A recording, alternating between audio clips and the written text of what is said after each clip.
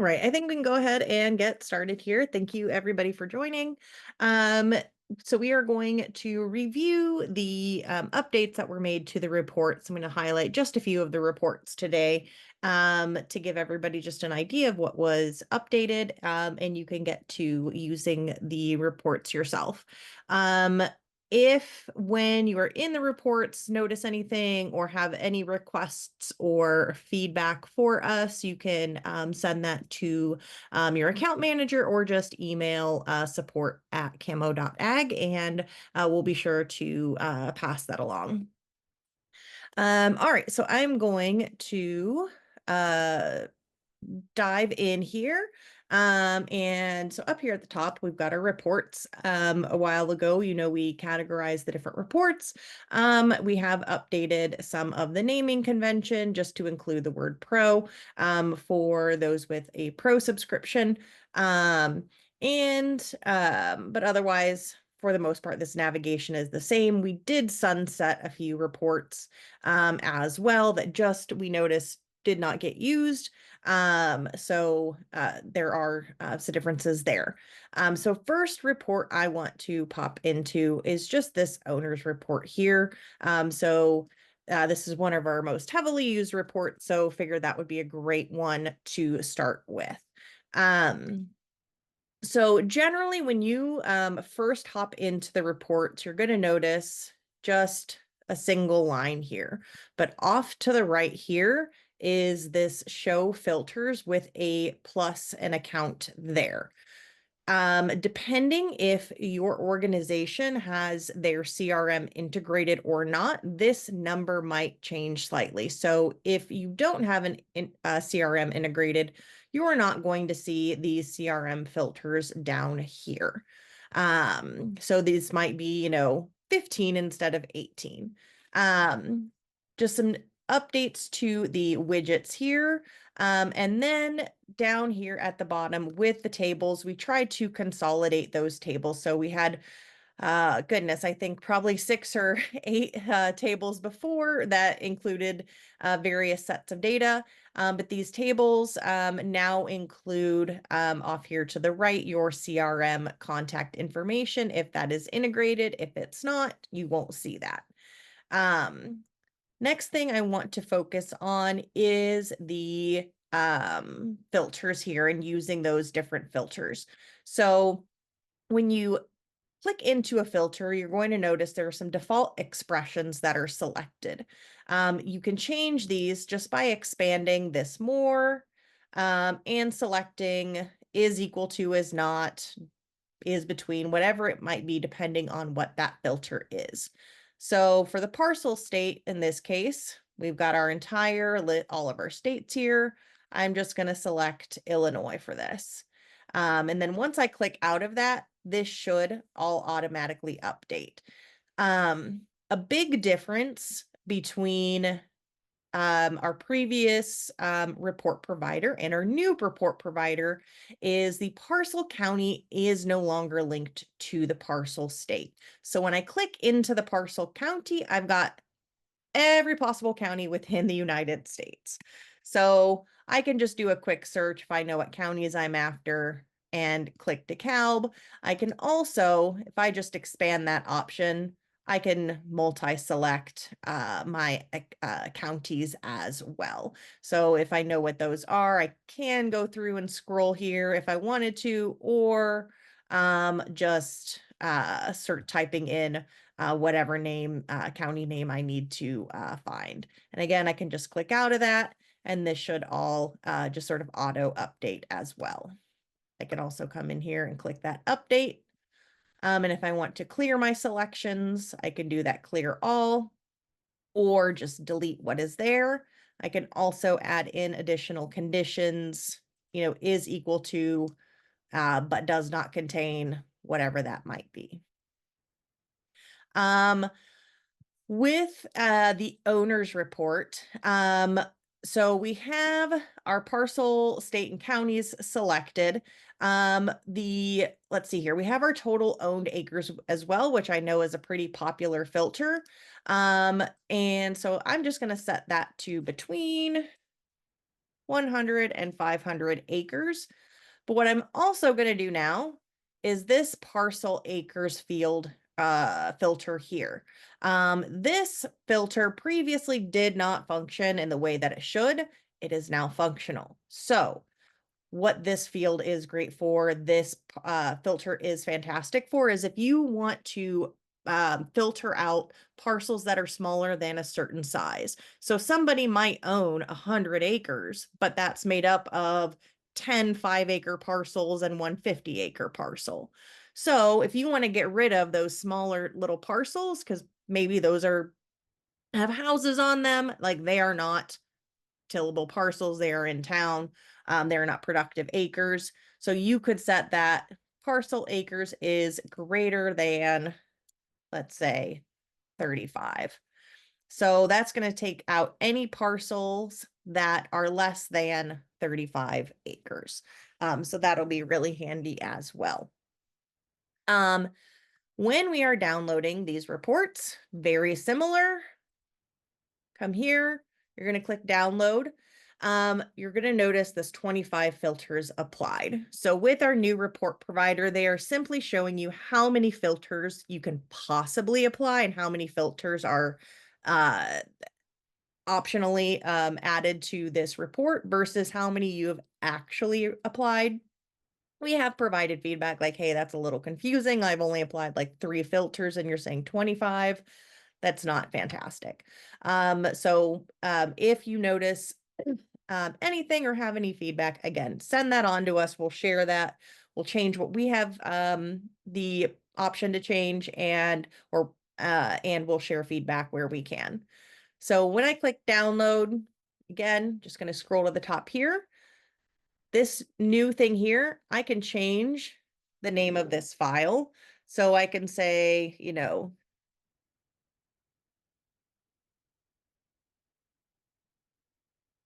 my owner report mailer, can download that to Excel or in a CSV. Ignore current row limit. So if I want to make sure that I'm downloading all possible rows within my report versus just what is going to be displayed there, check that box. Create file. It's going to take just a couple seconds. It's going to start creating that file here. And then once that is created, I'm going to click download. So we'll just give that just another couple seconds here. And that should create pretty quickly. And then download, and my mailer report is ready for me to download and review. Any questions about these filters or about downloading these reports?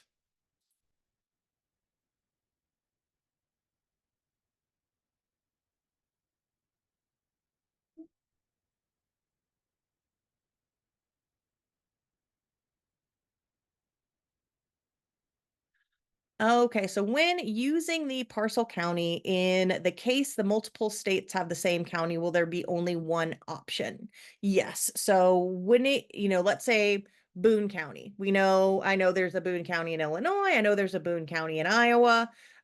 So there should only be one. So you don't have to be like, should I select all Boone counties? Or do I just need to select one? You just have to select one and it knows Boone County belongs to Illinois. Like as long as you've selected a state, it'll know the county that you've selected belongs to that, belongs to Illinois, not Iowa. Okay. All right. Any other questions? Okay, let's keep going here. All right, let's move into the land sales bulletin report here, because this is another report everybody has access to, or this is a report that everybody has access to. So in this one, we can filter by our states. We can select multiple states we want. We could even say, you know what, our footprint isn't in Illinois. So I'm going to say is not equal to Illinois, but show me all the other land sales bulletin states and all those sales. So again, that will get updated here. If I want to view that sale on the map, you can click on there to view. One thing I noticed when I was playing around with these reports this morning is not all of the reports have that link in them just yet, but we followed up with our team to ask like when are those going to get added in there, because I know for me at least when I'm playing with these reports and going through them, I use that quite a bit so I can see a visual person. I like to see like where is that on the map. But again, if you have any questions, don't hesitate to send those over. So we've got that land sales bulletin report there. This is especially helpful. I really like using this one. If I like wondering like, hey, does this sale exist? I'm not finding it on the map. Come in here, just this transaction date. If you want to like the past, just maybe 1 year, and update that there and just show me, is not Illinois. Then I could select my counties. I'm just going to change this to is equal to Illinois. And maybe the county is, we'll just pick DeKalb by easy one to go to. So if I'm trying to figure out like, does this transaction exist on the map? I can just go into this report. I can see all the details. And then if I find it like, oh, this is the one I was looking for, I can click there and go and view that there. And then what I usually like to do is just expand this map, get an idea. All right, where is that sale? Find it on the map and then go over to my sold farms here and then find it on the map that way. All right, any other questions so far?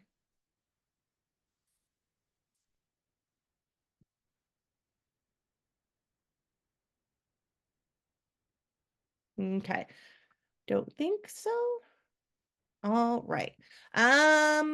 Okay, so within the subsidy payments report, again, some of these, the subsidy, the UCC filing, we are, I do believe, still working through adding in the links to see the information on the map.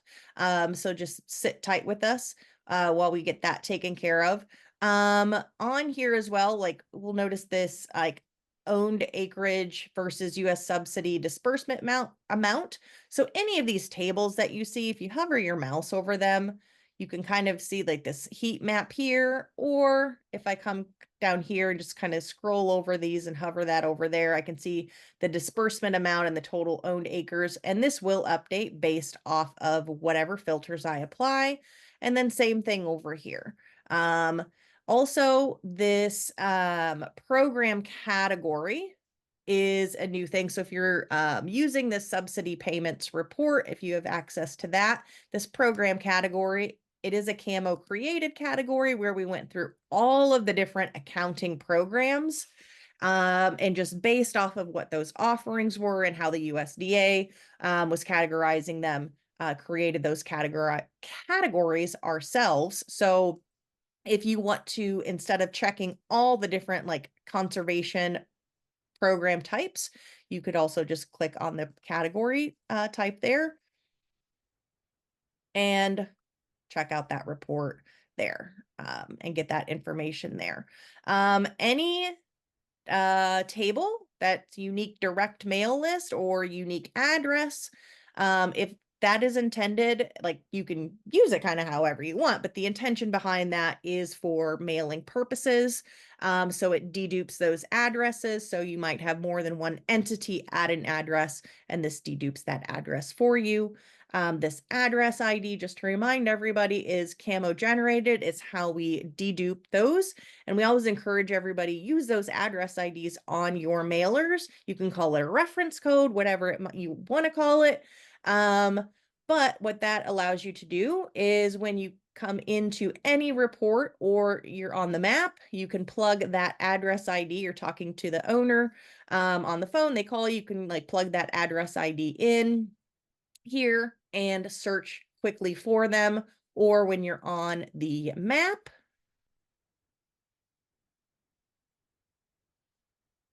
you can search by not on this map, but you can search on the map by their address ID as well, and kind of easily find them that way. I believe that's on their client intelligence maps. So you'd be able to search by their address ID. There we go, over here as well. Or again, within those reports, search by the address ID. All right, any questions?